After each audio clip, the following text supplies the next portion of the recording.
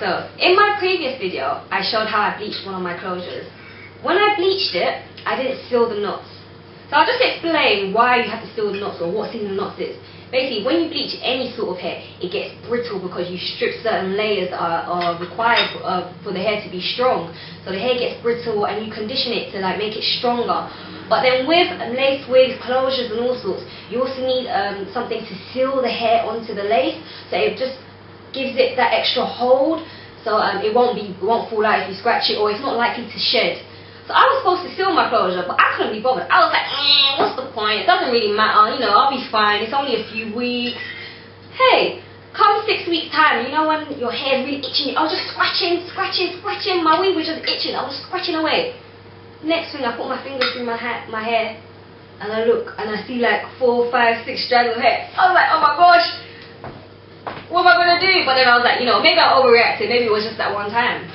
So I scratch again. Do the same thing, and my hair is falling out. I start thinking, oh my gosh, what have I done wrong? Like, why is the hair shedding? Is it the company? Is it me? What did I do? Is it the bleach? Is it the dye? And it just clicked to me. I didn't seal my knots, and I was like, oh my gosh, how stupid. They say this everywhere on YouTube. Seal your knots.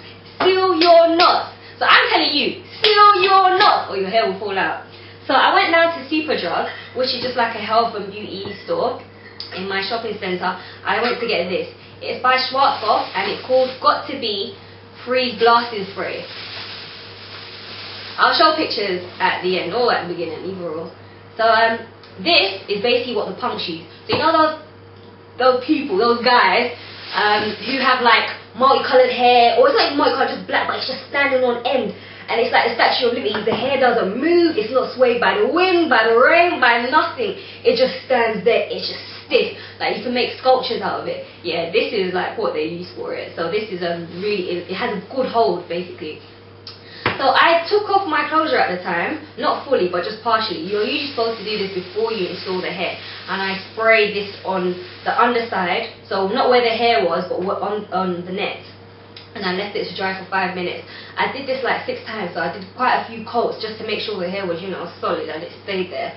And then after that, I just reapplied the hair, I just sewed it back down again, and scratch again, and no hair came out.